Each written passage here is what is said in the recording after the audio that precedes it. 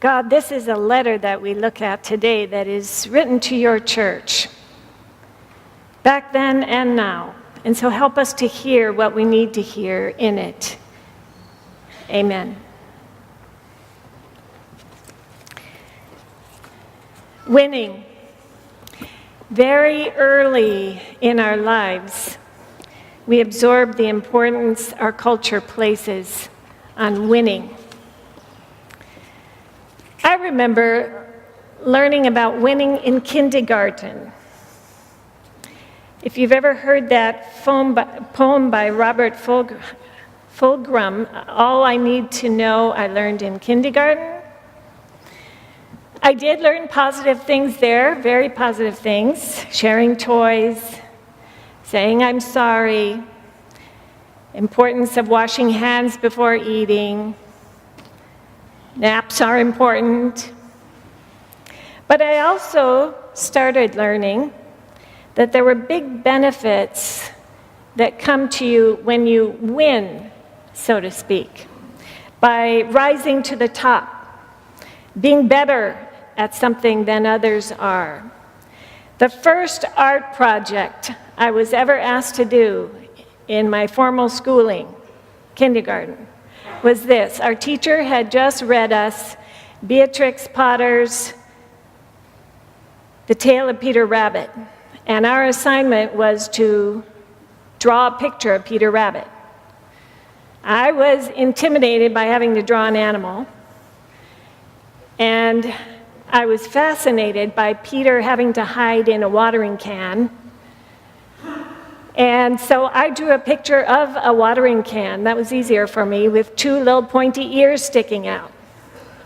And my teacher loved it, and I didn't realize it. She had called in some other teachers to judge the art, and wouldn't you know it, my portrait won. All the others had tried to draw animals. And so I had the benefit of seeing my artwork in a glass case in the hallway. Winning, being better at something, rising to the top. I also learned that there are ways of winning in relationships. There was a very pretty, I would say, she had a lot of stuff, girl in my kindergarten class, and she had her own pony, lived on a beautiful farm. She was having this birthday party, was not going to invite the whole class, just those girls that were close to her. And you got close to her by basically following her around on the playground and doing anything she said. And so I remember something akin to the feeling of winning when I got an invitation from her for that party. Sad to say. Think of the TV shows we grew up watching. Talent shows, game shows where there's a winner. Think of how we started idolizing people that had risen to the top and could be on television, could be in the movies. They had one success. They had as much money as they wanted. There was fame, the ability to travel, houses, you name it. Think, too, about the way sports has morphed into more and more being important about winning. We all know what professional sports teams command in the way of salaries these days, don't we? We consider them winners when they get to the big leagues. Even here in our island, sports are huge. I remember what an initiation it was for me when I married my husband Al, who I was amazed. He loved every sport. So life became a matter of watching women's volleyball, and then football, and then men's volleyball, and then men's basketball, onto women's basketball, to baseball, to women's softball, and other things, perhaps professional golf on TV thrown in. I quickly learned that when a team won a few times in a row here in the islands, the Hawaii fan base could explode overnight. But if they lost a number of times, ouch, they'd start calling for the removal of the coach. After all, unless various teams have a winning coach, someone who can coax the players to win, the fans won't come. They're fair weather, right? And no fans equals loss of revenue. Who cares if it's a coach that is treating the players with respect and helping them learn lots of different skills in life? The importance of winning even creeps into our closest relationships in our families and friendships, doesn't it? Affects our communication. Some of us end up always wanting to win in an argument, so much so that we can resort easily to using tactics that hurt. We know what works on those that we're closest to. Things that can shut conversations down, that's it. Rather than doing the hard work of listening, not turning away, coming back, clarifying, to really understand where the other is coming from. We've all heard it said, we've seen it taught, we've seen it lived. Winning is everything. So has this winning is everything value crept into the church? If you had to describe a winning church, what would you say? How would you describe it? Big money flows there. It has large, impressive buildings. Lots of people that are well-dressed, well-to-do, successful business people. They have the brightest and best talent displayed there. They've got the latest in technical equipment, latest in everything. If that's all you could say to describe a winning church, then winning is everything has unfortunately crept too far into our church. You'd be describing a church, I think, that is more of a promised land victory, a flourishing story, a land of milk and honey, a land of plenty for all. And you'd be leaving out that vast experience of the church that has been the case throughout history of being an exile. In exile, the church finds herself alone in a strange land. The exile life is often challenging.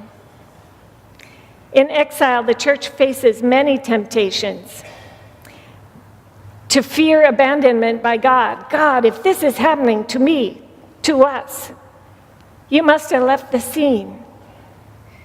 There's the temptation to feel like hoarding what we've managed to scrape together. God, I don't think we're going to have enough here. There's the temptation to operate more like the surrounding culture than what God has called her to be, because that's easy. In exile, life can be tough. Think of this letter that Paul is writing to a Philippian church. He's in jail. That's not a promised land story. He doesn't know if he'll see his friends again. There's some loneliness there. He has deep concern about the challenges that the church that he has nurtured is facing. But there are circumstances beyond his control happening.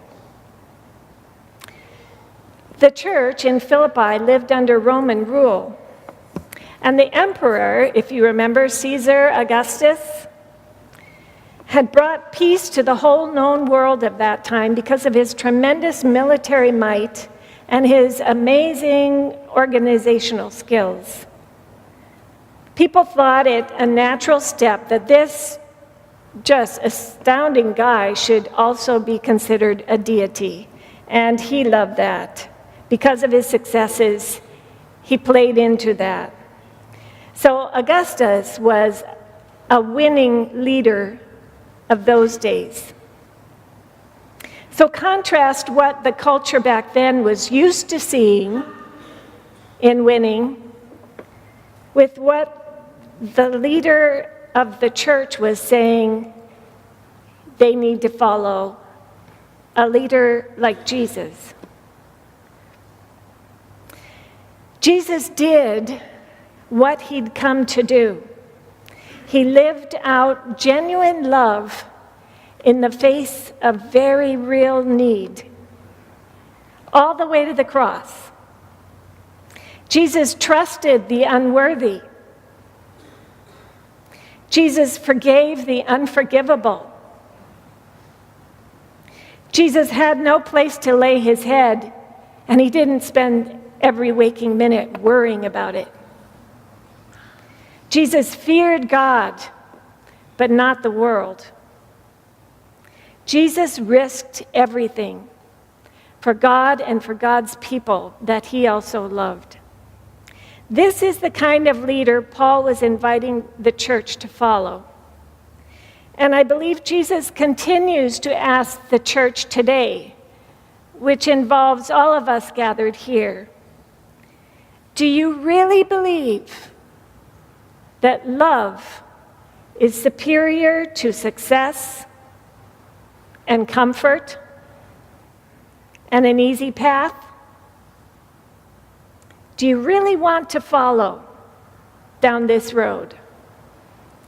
If you do, Paul is saying, if you've gotten anything positive in your life out of being a follower of Jesus, if the love of Christ has made a difference in your life, if you have a heart, if you care, then here's what you need to do.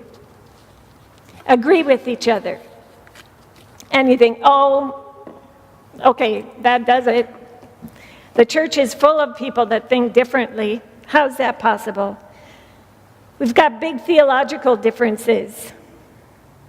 Some of us hold resentments of hurts that have happened in the past. We clash in our opinions on worship style, in leadership methods, on behaviors, on politics. The one thing Paul feels the church can agree on is Christ, who he is, and what he did. So I'd like you to focus on this big cross up here at the front of our sanctuary. On all other matters, where conversations, just because of our differences, do take crucial turns. Not that we'll all have the same opinion, but could we be at a place where we ask ourselves what we really want, what we want for others, what we want for the relationship? Because God has created us for relationships. Paul says, love each other. Be deep-spirited friends. Do you have some of those deep-spirited friends? Don't push your way to the front. Don't sweet-talk your way to the top. Put yourself aside and let others get ahead. Don't be obsessed with gaining your own advantage. And if you think that's not a problem for even staff people, then you're mistaken. Forget yourselves long enough to lend a helping hand. Do we think about where opportunities present themselves every day about lending a helping hand? I have to tell you that I experienced this kind of a church at our camp, our women's retreat this past weekend. And so I need to say right off, thank you to all of you family members who stayed home and took over responsibilities so many of us could go.